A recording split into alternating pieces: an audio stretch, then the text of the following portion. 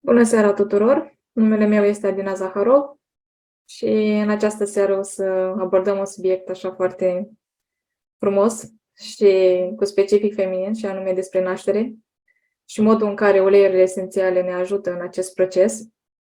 Alături de mine o să le-am invitate pe Simona, Lenuța și Alexandra.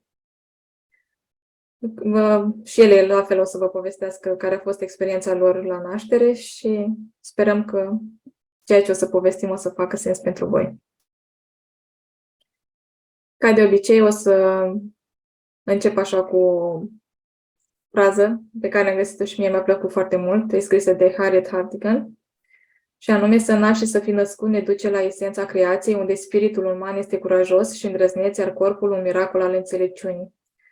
Și, într-adevăr, corpul nostru chiar este un miracol, pentru că felul în care el găzduiește spiritul uman și felul în care naște până la urmă, încă nu a fost descoperit în totalitate cum face el acest lucru.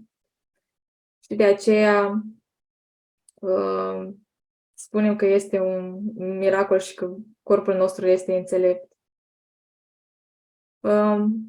Mai departe o să spun așa câteva detalii care m-au ajutat cel puțin și pe mine, dar și pe fete cu siguranță. Ce anume putem face noi pentru a avea o naștere blândă? Păi, în primul rând, să ne relaxăm, pentru că asta ne crește încrederea și stima de sine, dar și în același timp să fim flexibile mental și fizic. Pentru că dacă stăm în încordare, normal că și mintea și corpul nu fac decât să îngreuneze procesul. De aceea este nevoie să ne relaxăm și să fim într-o stare așa de liniște. Apoi, un alt pas foarte important este să ne creăm un spațiu intim în care lumina să fie difuză sau chiar întuneric, pentru cine rezonează, să fie liniște, sau putem să ne punem o muzică care nouă ne place, o muzică relaxantă. La fel, să ne simțim în siguranță. Este foarte important să avem un spațiu al nostru în care, de exemplu, să ne desfășurăm travaliul, pentru că dacă interacționăm cu foarte multe persoane, riscăm să fim distrase și să nu mai avem focusul pe ceea ce avem noi de făcut. Și nevoia asta de a ne simți în siguranță, la fel, este un aspect foarte important, pentru că, cel puțin pentru mine, a contat foarte mult ca persoanele dragi să fie alături de mine și în special soțul meu, de exemplu, pentru că, știindu-l acolo, nu am avut griji că, nu știu, o să fiu tratată poate într-un anumit fel. Un alt aspect este să ne ascultăm intuiția. Raționalul nu are ce căuta la naștere, nu controlăm procesul. La fel, aici este foarte important să fim conectate cu corpul nostru și să mergem așa după instinct, pentru că el știe cel mai bine ce face. Cu mintea nu facem decât să, nu știu, să analizăm sau să ne dăm cu părerea, cum s-ar zice. Dar intuiția nu ne înșeală niciodată, așa că e bine să ne abandonăm așa complet în fața acestui proces, doar să fim așa observatori și să acceptăm ceea ce vine. Pentru că, cu siguranță, ceea ce experimentăm este ceea ce noi avem nevoie la acel moment. Da, ce se întâmplă la nivel emoțional la naștere? Păi avem acele ore de aur, sunt primele ore de după naștere în care are loc cea mai mare eliberare de hormoni ai dragostei. Și, într-adevăr, acele sentimente nu se pot compara cu nimic, chiar dacă, da, nașterile sunt intense, că totuși este un proces complex. Mamele, în general, își găsesc energie pur și simplu să stea lângă bebeluș și să se bucure de el, să-l privească, să-l mângâie, să-l țină în brațe. Adică, cumva, somnul pleacă. Am trecut și eu prin asta, deși eram fizic destul de obosită, dar totuși, nu știu, satisfacția și reușita nu venea să mă pun la somn. Adică, pur și simplu, am stat trează câteva ore bune și m-am bucurat de acest moment. Și am mai pus aici că prima impresie contează. Și am pus între ghilimele pentru că este foarte important ca ceea ce va percepe bebelușul în acel moment este și va fi și percepția lui despre această lume în care vine și asta va influența dezvoltarea și personalitatea lui. Deci, cumva, el depinde de acest moment al nașterii și de atașamentul care se creează după naștere, pentru că asta îi va da siguranța în viața apoi. Șocurile emoționale, la fel, sunt foarte importante aici. Cumva, eu vă sfătuiesc să vă pregătiți înainte de acest proces și să faceți alegeri înțelepte, pentru că șocurile astea emoționale sunt destul de traumatizante pentru un bebeluș și aici mă refer la despărțirea de mamă, în primul rând, pentru că știți bine, în toate maternitățile astea moderne și private și de stat, copiii sunt luați de lângă mame pentru a le se face baie, să le se facă analize, să mai știu eu ce proceduri mai sunt pe acolo. Pentru ei acela e un mediu necunoscut, sunt oameni necunoscuți care îl ating, care de multe ori îl bruschează așa, nu sunt empatici, am auzit multe povești la persoane apropiate. Da, și atunci e foarte important, chiar dacă, nu știu, se fac aceste investigații, e bine totuși ca unul din părinți să fie cu el, în permanență cu el, ca să nu se simtă abandonat.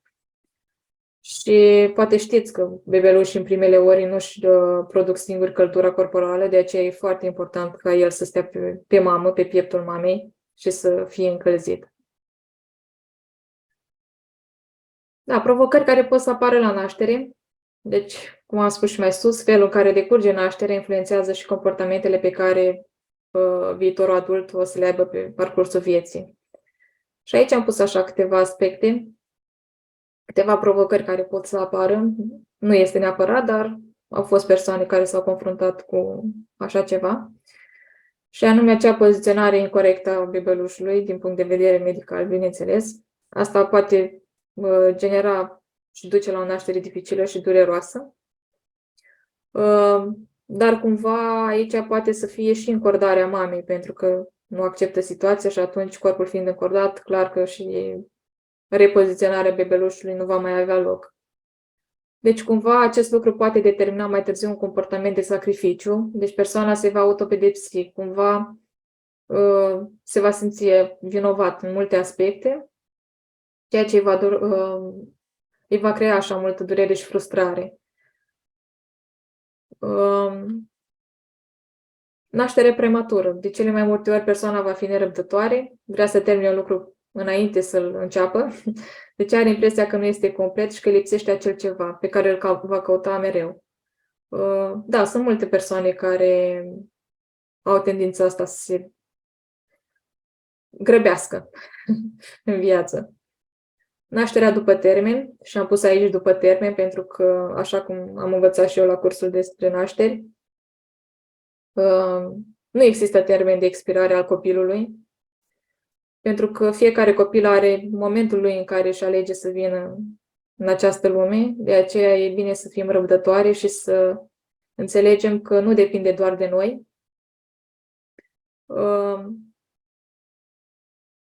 Da, mi-apare aici un mesaj că s-a întrerupt pe Facebook. Vă rog să-mi confirmați ca să mai fac o dată live-ul.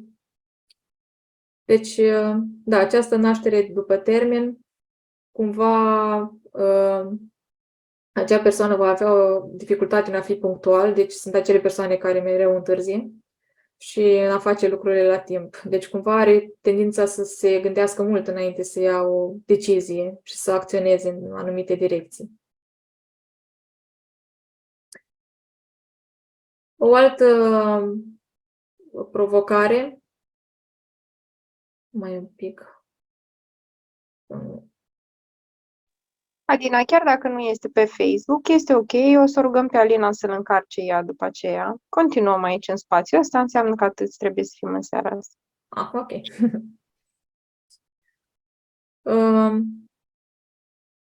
Da, mai este nașterea forțată, cumva atunci când acel copil vine, acea persoană e posibil ca să aibă anumite frustrări în timpul vieții și poate deveni neîncrezători cu persoanele din jurul lui. Deci cumva Este acea senzație că lumea e nesigură, că, nu știu, are ceva împotriva lui.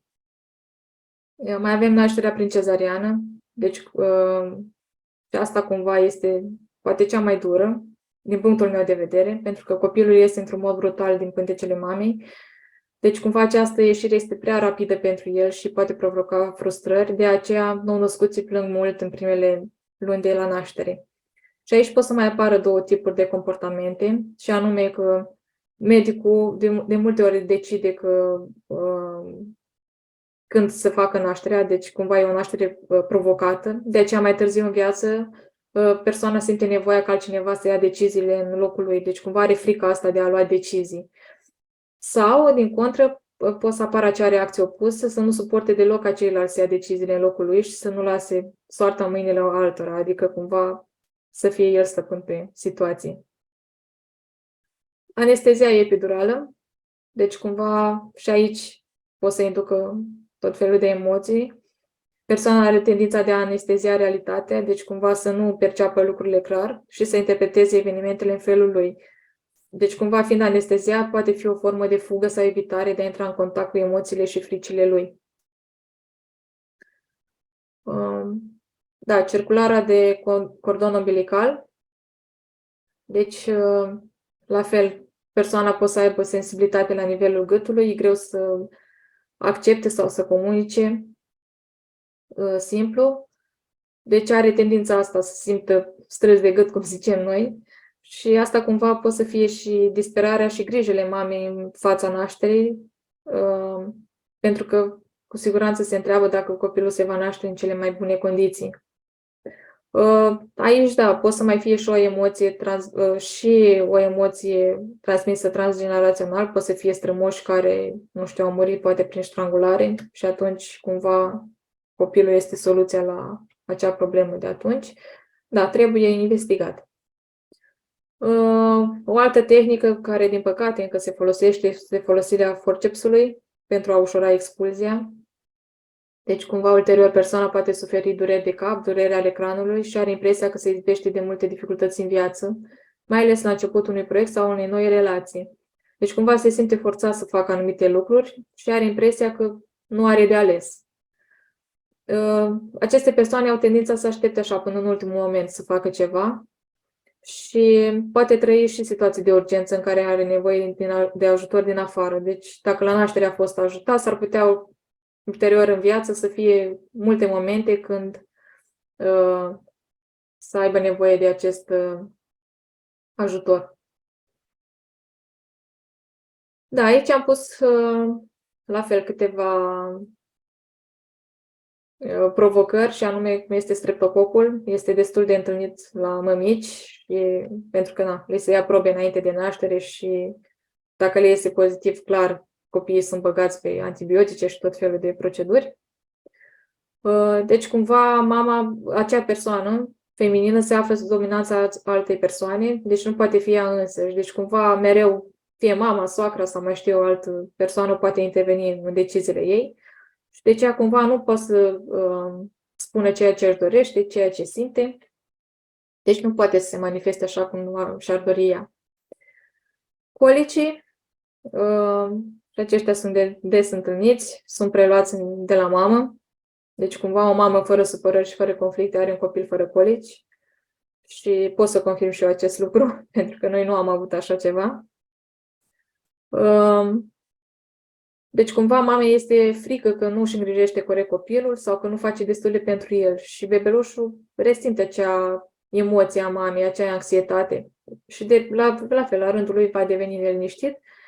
Și de aceea e bine să analizăm așa situația dacă ne confruntăm cu aceste provocări, în special care este energia din cuplu și să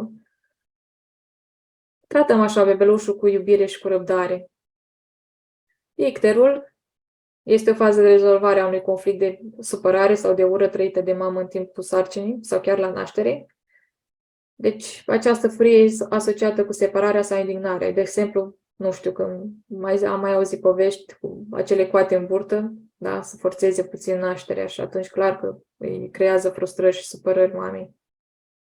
Și depresia postpartum, care, bineînțeles, exprimă supărarea, lipsa de speranță sau slăbiciunea mamei. Aici sunt multe aspecte care trebuie analizate, dar așa în mare, cumva, exprimă starea emoțională. Aici am pus câteva protocoale care pot să ne ajute la naștere și în travaliu puteți folosi palmarosa și clov, masate circular în zona lombară. Poate nu știți, dar clov este uleiul nașterii, deci el așa s-ar traduce. Și de aceea, încălzind zona, cumva corpul începe să se relaxeze. Travaliu blocat, deci când apare panica, putem pune o picătură de mușețel roman pe o batistă sau pe un șervețel sau chiar în palme și să inspirăm adânc de câteva ori. O epidurală naturală, dacă rezonați, e bine totuși să alegeți ceva cât mai prietenos cu corpul vostru. Deci puteți pune într-un 5 ml de ulei de arnică sau gălbenele 5 picături de petit grain, pentru că acesta deblochează cumva travaliul. Helichrysum, clov, palmarosa sunt cam cele mai uzuale și prietenoase în travaliu. Eu am trecut aici și ora magică, pentru că din punctul meu de vedere este cea mai importantă oră de după naștere. Și aici e bine să ne întâmpinăm bebelușii cu tămâie și cu melisa, pentru că au o vibrație înaltă. Deci putem aplica o picătură pe creștetul capului, pe coloană, tălpi. Și, bineînțeles, nelipsitul mir, care se pune nediluat în buric, pentru că și acesta, pe lângă faptul că cicatrizează și usucă, ajută cumva să cadă cordonul mai repede. Creează și acea conexiune cu divinul în care bebelușii se simt în siguranță. Eu le-am testat și pot să confirm că așa este. Da, aici, pentru mastită, putem face compresie cu geranium sau putem face blenduri. De exemplu, eu am pus aici 2 blenduri, unul cu ulei de gălbenele, ulei de tamanu sau arnică, depinde fiecare cu ce preferă, în care punem helichrysum, cipres și lavandă, sau în ulei de cocos, acesta este cel mai uzual și îl avem chiar și la doTERRA. Putem pune tămâie, lavandă, helichrysum, majoram și să masăm zona afectată. Pentru ragade putem folosi geranium, mușețel, mir, copaiba, se mai poate folosi tămâie. Pentru durerile sânilor, la fel geranium și tămâie. Sâni angorjați, putem folosi claricalm, lavandă, geranium, deci cumva care sunt și pe hormonal, dar și prietenoase cu pielea. Diminuarea durerilor abdominale, deci putem folosi mușețel, tămâie, clarisage, Douglas fir sau la alegere, depinde fiecare cu ce rezonați. Eu am pus aici un blend. În 10 ml de ulei de cocos putem pune 20 de picături de claricalm, Siberian fir, lavandă, copaiba și masăm ușor abdomenul inferior. Putem să-l masăm de câteva ori pe zi dacă avem dureri mai intense. La fel, acele crampe uterine putem să le estompăm cu clarisage, geranium, lavandă, majoram, mușețel. Iar pentru candida și streptococ, puteți să faceți ovule cu unt de cacao, în care să puneți palmarosa, melaleucă, geranium, cimbru și puteți folosi câte un ovul înainte de culcare, deci aceste uleiuri sunt safe pentru bebeluș, așa că nu vă faceți nicio grijă. Dacă vă știți cu rezultate pozitive la astfel de, cum ar fi streptococul înainte de naștere, eu vă recomand să folosiți uleiurile cu încredere. Da, și acum să începem cu testimonialele. O să opresc share-ul. Da, o să încep eu cu povestea mea, după care o să urmeze Lenuța, Simona și Alexandra, pentru că fiecare dintre noi avem povești interesante. Da, eu o să încep așa cu un sfat, și anume că să aveți mare grijă la ce anume vă programați, pentru că eu personal tot timpul am zis înainte de naștere că o să am o naștere specială și chiar așa a și fost și o să vedeți mai acuși de ce.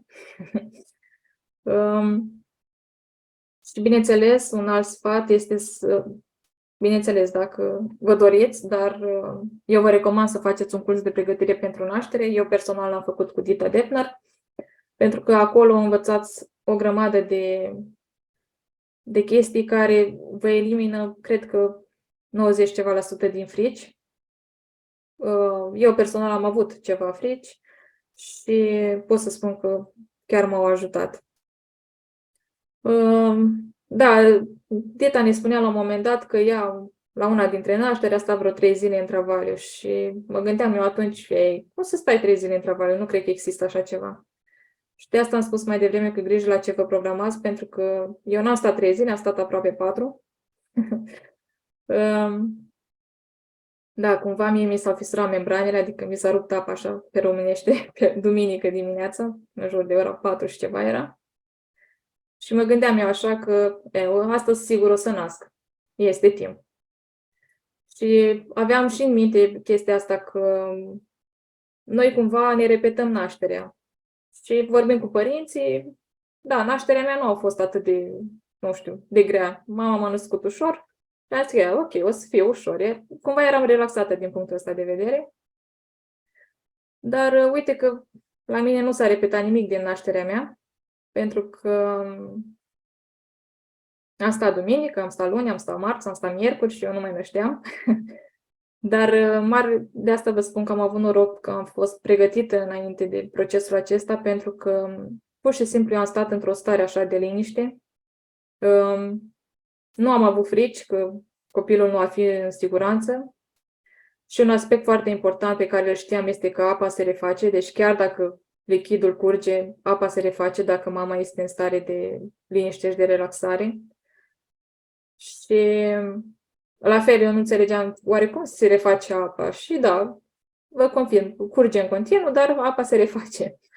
Deci, stați fără grijă, copilul nu pățește nimic, nu rămâne fără lichid, cum am mai auzit alte povești, ca să treacă la un alt proces mai medicalizat. Așa că eu în timpul acesta am stat acasă, în astea 3 zile, jumătate. Nu m-am dus să fac investigații. Am avut o doula cu care am colaborat, a venit la mine de 2-3 ori să mă vadă, să verifice dacă bătăile copilului sunt ok.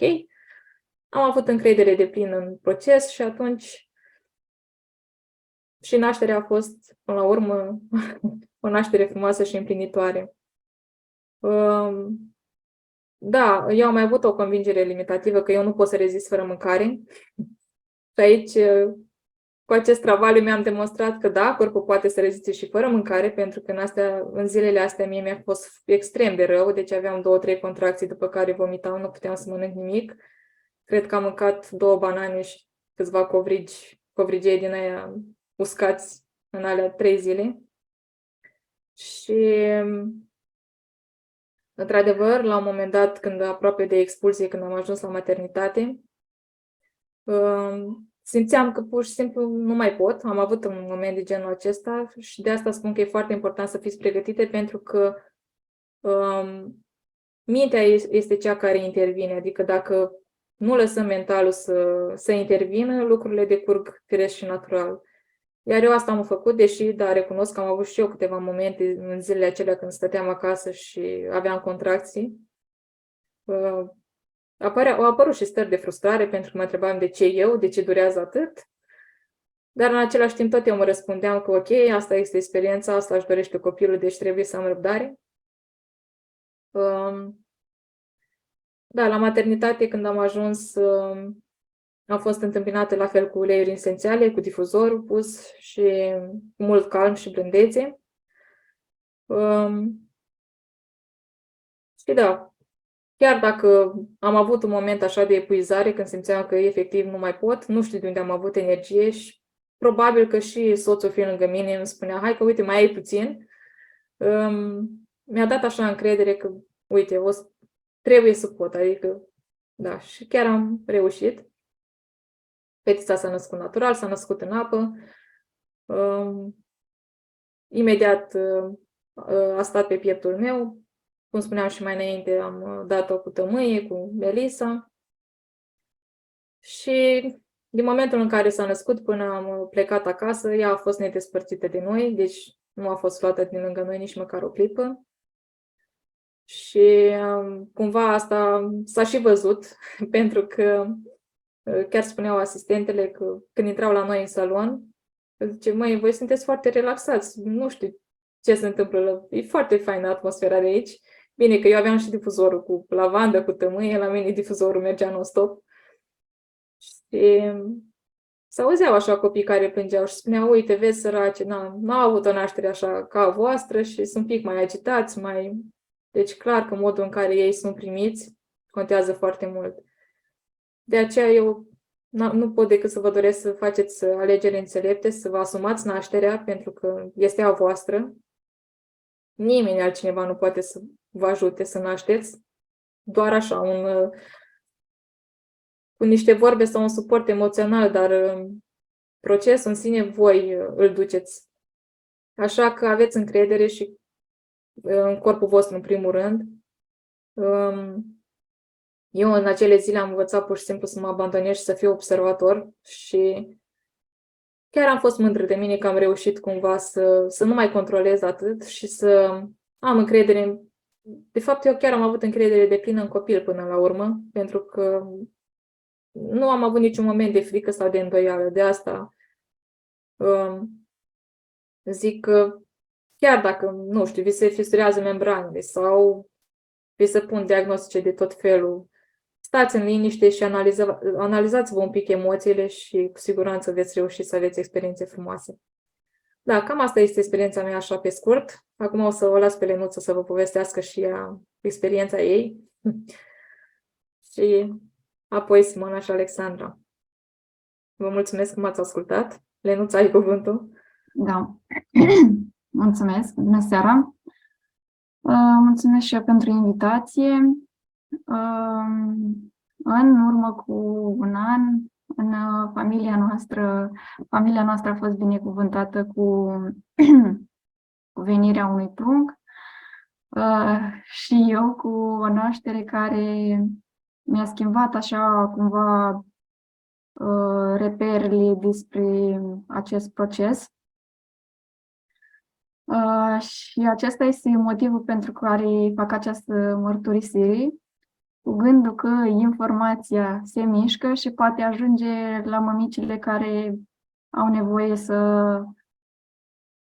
audă această informație. Așa. Ce spunea și Adina de programare, și eu mi-am programat ceva pe timpul nașterii, adică timpul în care l-am născut pe Victor a fost de vreo 12 ore. Asta și din cauza faptului că vorbeam cu mama mea, o întrebam tot timpul cât a durat nașterea mea, cât au durat a fraților și a fost vreo 12 ore, mi-a spus ea. Iar eu am procesat și am adus și în nașterea cu Victor acest lucru.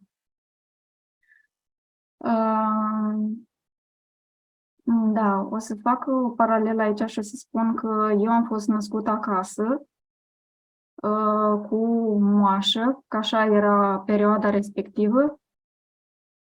Și a naște cu moașă era un lucru normal. Mama mea locuind la țară, n-a mai avut timp să ajungă în oraș să nască. Nu zic că nu încurajez mamele să nască acasă, e pur și simplu o asumare fantastică ca să naști acasă. Doar aici vreau să punctez că consider că naturalul se întoarce în viața noastră, așa, prin exemplele noastre și sunt sigură că mai sunt mămici care au născut la fel de împlinitor. La fel ca și Adina, am făcut un curs de naștere la care m-am puternicit, așa ca să spunem, și atât cât și pe tată, și să nu mai găsim scuze tăticilor și să începem să-i împuternicim acolo unde ezită.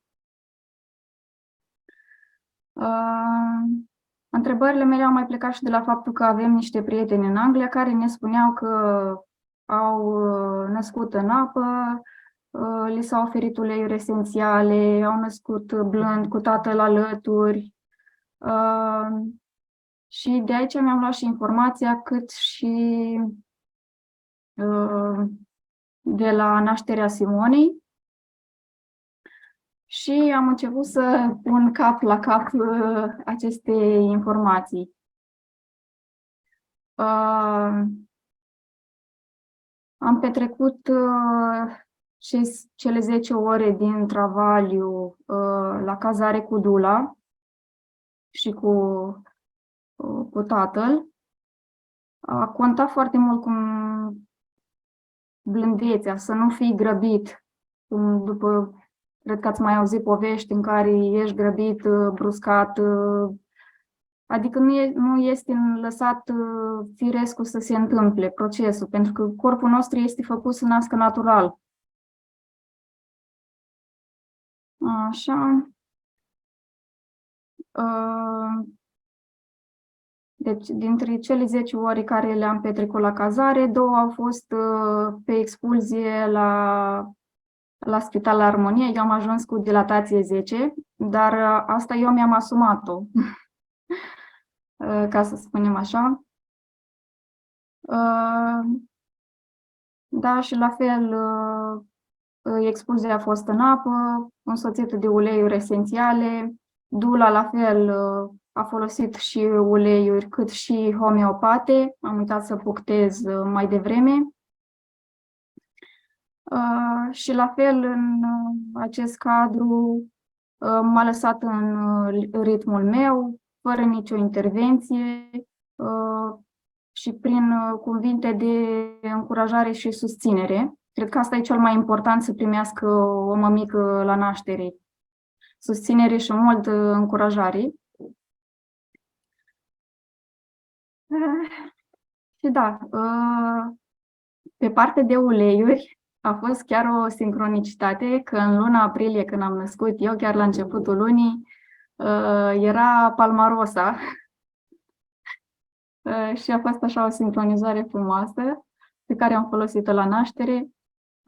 Eu am folosit și balans pe tălpi, chiar știu că am cerut expres la un moment dat în travaliu. Și rozul pe tâmple. Și acea rețetă care a punctat-o și Adina, cu palmarosa, clov. Da. Și pe timpul travaliului eu am reușit să și mănânc. Adică nu am fost condiționată, cum am mai auzit povești, că nu ai voie să mănânci, că nu ai voie să te miști și așa mai departe.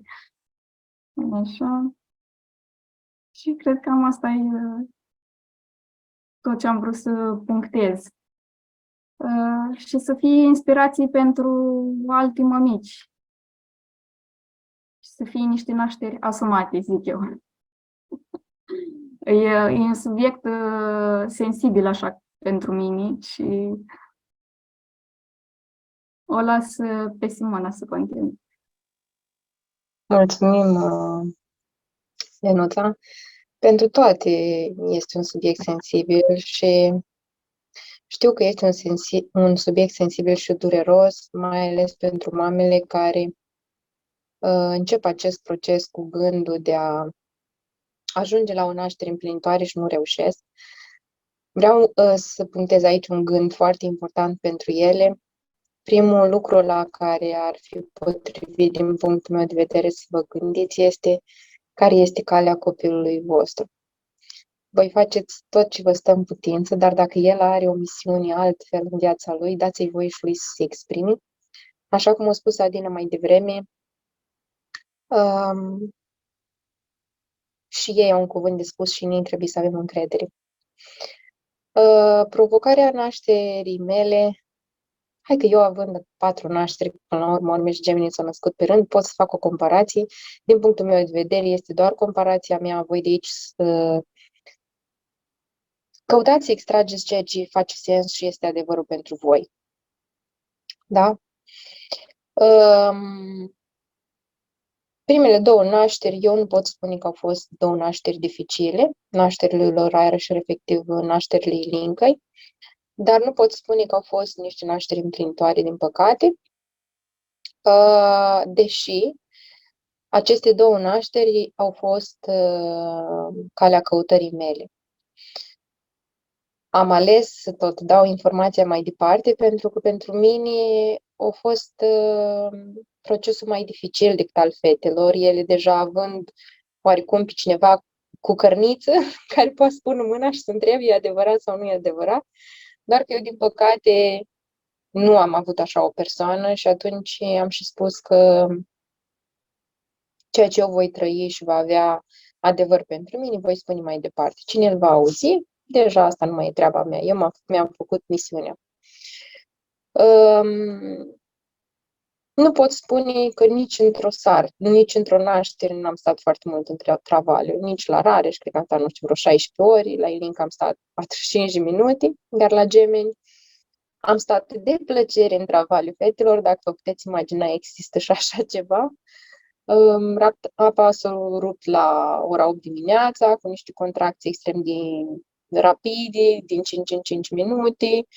Cred că puteam să nasc lejer în 2 ore, doar că nașterea a fost pe la ora 1, deci nu știu, socotiți și voi cât sunt vreo 6 ore.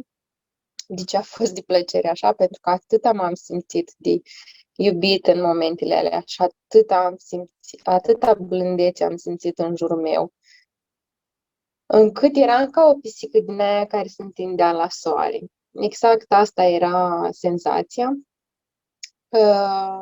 Am urmat aceeași rețetă ca a fetelor. Sau eu am fost prima care am primit rețeta așa, nu știu să mă păsească și Alexandra, pentru că ea are o traiectorie un pic mai diferită de a noastră, dar clar este că eu în travaliu nu am simțit, cel puțin la Gemeni, deși la prima naștere am avut niște dureri foarte, foarte puternice. Și aici vreau să explic mămicilor de ce se întâmplă asta. Cred că pentru că am experimentat, pot să spun, ca fiind un adevăr, pentru că n-am reușit să mă relaxez și să mă abandonez nicio clipă. Și atunci eu contractam mușchii în timpul contracției, crezând că așa este normalitatea, contractam musculatura și nu dădeam voie contracției să își facă întregul ciclu. Îl întrerupeam prin încordările mele, încordări emoționale, psihice, programate și așa mai departe. Toate au fost, cu siguranță, pe rând, toate au fost experimentate. Însă pot să spun despre nașterea cu gemenii că da, au fost dureri, nu că n-au fost, am ajuns și eu la moment de epuizare, dar nu știu cum să vă spun, pentru mine nu a fost epuizarea aia de nu mai pot. Băi, pur și simplu, la un moment dat, este așa ca și cum, băi, chiar e necesar, hai, mai bine, nu știu, dacă vine contracția, mai bine o pauză. Adică există chestia asta, că parcă nu mai vrei atunci, deși corpul îți cere asta, dar cred că e tot o chestie mentală. Și o altă provocare.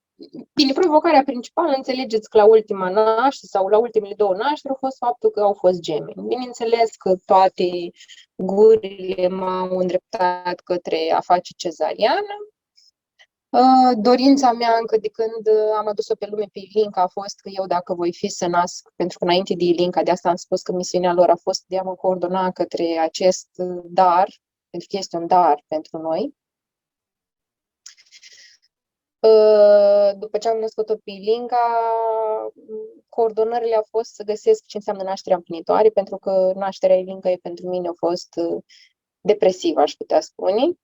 Și nu când s-a întâmplat repede. Deci pur și simplu am fost paralizată de frică și atunci eu am intrat în anxietate. Și deci cu 3 ani de zile înainte să nasc gemeni, eu am spus și mi-am promis mie, apropo de programare, că eu dacă va mai fi să nasc, voi naște într-o naștere împlinitoare, nu nicio formă așa cum am făcut celelalte 2 dăți, că deja știam acolo ce se întâmplă și nu mai vreau așa. Și într-un caz și altul, și într-un cadru și în celălalt, a fost vorba despre clinici private și vreau să subliniez lucrul ăsta, că din punctul meu de vedere, atunci când nu ești informat, n-are importanță atât de mare unde te duci. Și una și alta este la fel, atâta timp cât tu nu ești plină de cunoaștere. Ceea ce se întâmplă în naștere și copilul și trebuie să înțelegi și atunci tu vei ieși armonios, chiar dacă alegerea lui nu va fi cea pe care tu ți-ai dorit-o. Și doi, cea pe care o ai, acea cunoaștere pe care o ai se va perpetua în nașterea pe care o faci. Așa cum s-a întâmplat și la mine. Ca și consecvente în fiecare din nașteri. Pe lângă provocarea asta că erau gene, mai era încă o provocare. Unul din copii era în prezentații pelvină. Simona, te auzi un pic, cred că ai pus mâna pe microfon sau ceva. Da? Ok, acum e mai bine? Da. Ok. Pe lângă provocarea asta a sarcinii gemelare și a nașterii gemelare, mai era și provocarea unei nașteri în pelvină a celui de-al doilea copil. Asta pentru că cel de-al doilea nu a reușit să se întoarcă în poziție, ceea ce înseamnă în practică era riscul să se nască cu fundul. La gemeni nu poți să știi 100%. El se poate întoarce în momentul în care celălalt iese, dar riscul era ăsta. Nașterea s-a desfășurat din punctul meu de vedere cu ușurință, însoțite și de uleiuri esențiale și de homeopate, așa cum a fost și la fete. Cred că în difuzor s-a folosit cel mai mult și doar acea rețetă de peridurală pe spate. Ulterior, când au ieșit copiii, am folosit mult mai multe uleiuri, însă o să ajung imediat și acolo. Ce vreau să menționez aici este că ceea ce a spus Adina mai devreme referitor la nașteri, la mine primul s-a născut cu capul înainte, al doilea s-a născut în pelvină, s-a născut în sac vitelin și despre asta am mai vorbit. Ce vreau să spun este că nașterea, atunci când este într-o formă de abandon total și când înțelegi că corpul știe ce să facă indiferent ce-o fi acolo, că este creat de corpul nostru și este perfecțiune, așa cum divinitatea o lăsat. Cel de-al doilea, chiar și așa, în prezentații pelvine, el s-a născut în sac, într-o blândețe extraordinară și pe lângă asta el s-a născut dormind, nu a făcut efort, da? Copiii în mod normal fac efort la naștere și ei, dar el nu a făcut un efort deosebit. Asta s-a cunoscut și după cum a ieșit. După ce a ieșit, abia și-a rupt sacul vitelin scoțând un picior. Dacă mi-aduc eu aminte, piciorul drept, dacă mi-aduc aminte bine, ceea ce a fost o glumă pentru tot cadrul medical, pentru că în momentul în care a început să iasă cel de-al doilea copil, moașa striga, cred că iese placenta. Dar ei având o singură placentă, n-aveau două, erau cu o singură placentă sarcină. Și doctorul făcea că nu, efectiv, eu fiind în apă, el nu intervine cu nimic, da? Și de asta spun că copilul meu a făcut mișto, pentru că el era acolo, nu era nicio placentă, și cu fondul, bine mersi, și mi-a arătat cât de frumos se naște chiar și în prezentații pelvină, fără să fie dureros pentru mamă sau ceva. Eu nu am simțit, fetelor, durerea aia despre care se vorbește sub nicio formă. Copiii au fost atașați, la fel ca la toată lumea, care au povestit aici. Și ceea ce eu am simțit, iarăși ca pe o provocare, au fost contracțiile de după naștere. Deci pentru mine abia atunci au început nașterea, ca să fiu sinceră, cred că câteva ori. Am scăpat de chestia asta, mi-am susținut organismul cu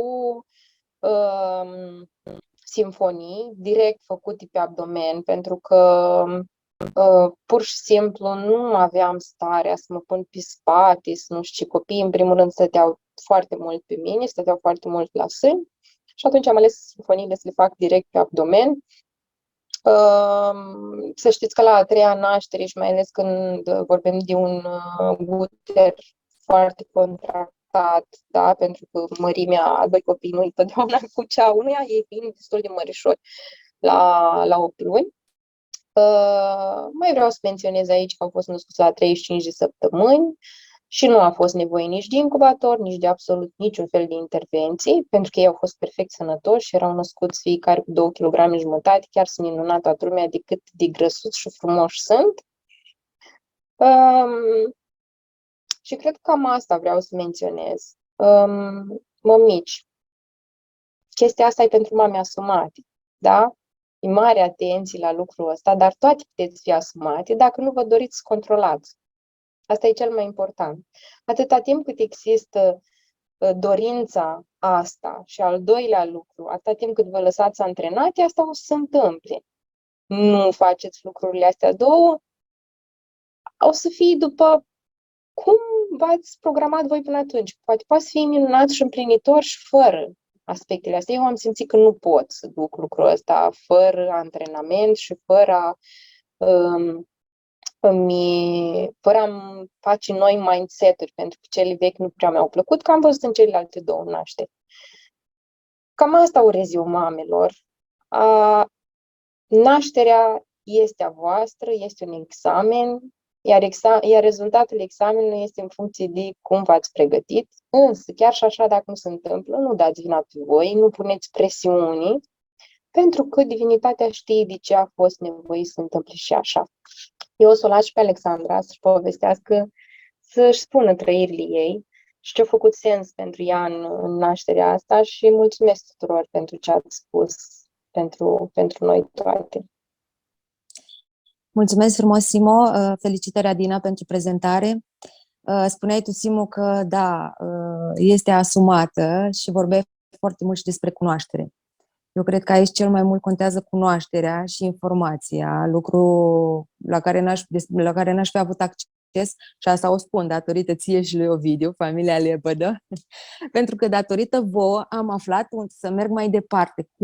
Ce înseamnă, am aflat de Dita. Pentru mine Maximul era o clinică particulară din Iași, care acolo când am ajuns și mi-a spus că câți ani ai? 36. Și vrei natural? Da, anul. Plus. Păi, deci anul, eventual o să te lăsăm așa o oră, două, dacă nu se poate, e mare risc, nu se poate. De Botoșani nu mai vorbesc, eu fiind din Botoșani, nu mai vorbim de Botoșani, eu ținteam undeva la clinica respectivă, nu dau nume din Iași. Și uite așa, prin voi am ajuns la Dita, prin voi am ajuns să cotrobăi tot internetul, da, sunt recunoscătoare și gata, nu mai spun că prin voi, că o să te super că vă menționez, dar mulțumesc tare frumos. Este minunat. Este minunat cum să spun eu, da, informația, dar să trăiești absolut totul. Am ajuns acolo, am născut repede la 36 de ani în 4 ore, n-a fost nevoie de cezariană la 36 de ani. A fost extraordinar. N-am să uit niciodată momentul în care, la un moment dat, parcă în apă mi s-a făcut un pic frig, dar atunci urma, deci cred că la 1 minut, 2, l-am scos, a ieșit prințul și când l-am strâns în brațe, mă încălzea. Deci, probabil și eu pe el, dar el mă încălzea pe mine. Eu nu pot să explic în cuvinte chestia asta, nu pot să explic ce am simțit când am avut ocazia și mi-a spus moașa, doctorița moașa, nu știu cine mi-a spus, pune mâna să-i simți capul. Să-i simți, ce mult perișor are. Măi, chestiile astea, n-ai cum. Cine îți dă șansa să le simți? Cum? Unde poți? Ții minte când am auzit chestia asta, parcă am și alunecat să cadă, cum? Și am pus, nu sunt cuvinte. Fina mea este acum în Constanța și urmează să nască, așteaptă sorocul și când vorbeam cu ea, mă uitam la ea și spuneam, Doamne, ce aș mai naște? Mi dor să nasc. Vă spun sincer, îmi este dor să nasc.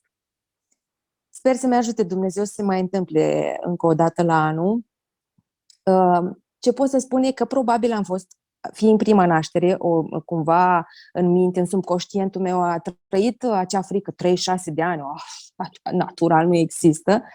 Probabil am fost un pic încordată, eu n-am simțit, dar probabil am fost un pic încordată pentru că atunci când a ieșit bebe, a avut 3,850 kg, m-a rupt, vreun centimetru, m-a rupt puțin, dar nu se compară de ce am simțit ceva, că s-a întâmplat chestia asta, am aflat după aia.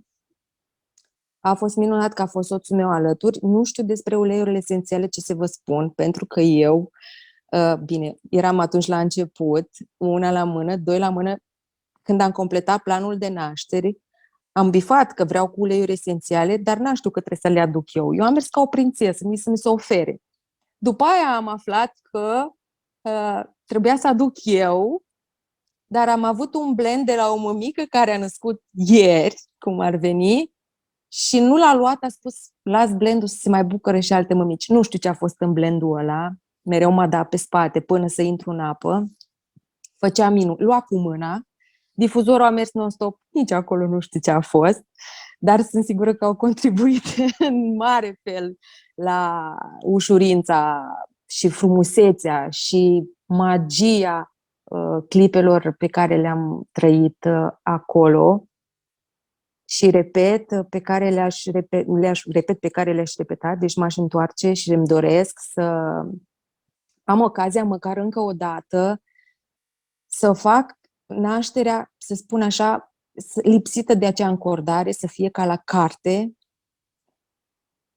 și parcă mă relaxează în momentul ăla când n-am să-l uit. Deci cred că e cel mai minunat moment din viața mea, căldura pe care am simțit-o cu bebelușul, faptul că am putut să-l privesc în cameră la orice oră din zi și din noapte, am putut să-l iau în brațe, bucuria că dimineața m-am putut ridica și a venit doctorița la mine să mă vadă și îmi spune: "A, dar tu ești în picioare?" "Da." "Vezi, măi, ce înseamnă natural?" Am unele abia am reușit să le ridic din pat, săracele. Ești, revin ele. Și am întrebat-o: "Spuneți-mi, vă rog, ce ar trebui să port, ce burtieră să-mi revin la burtă?" "Vezi, este treabă," mi-a spus. "Te-ai născut natural, se duce natural, n-ai treabă de burtier." Băi, mă simțeam o regină. Informați-vă, uitați-vă la Dita, faceți cursul dacă puteți, dacă nu, puricați tot ce are ea pe internet. Și oricând, mulțumesc foarte frumos pentru invitație și oricând pentru astfel de informații extrem de prețioase, voi fi prezentă să transmitem cât mai multe, la cât mai multe femei, experiența noastră și să le încurajăm să nască împlinitor, fără traume și copiii ăia să vină așa cum merită pe lume. E minunat și nu se compară cu orice. Cu nimic nu se compară. Mă bălbâi, că n-am cum să povestesc despre naștere fără să mă bâlbâi. Mulțumim, Alexandra. Eu nu am auzit experiența Alexandrei până acum, voi să știți. Eu nu, nici n-am pregătit-o nici într-un fel. Pur și simplu s-a întâmplat natural. Eu zic natural ca nașterea. Eu zic, Adina, să închidi Zoom-ul de pe Facebook. Ne luăm la revedere aici pentru cei care vor auzi înregistrarea ceva mai târziu când o să reușim să o publicăm. Și hai să rămânem în cadrul mai intim pentru câteva întrebări.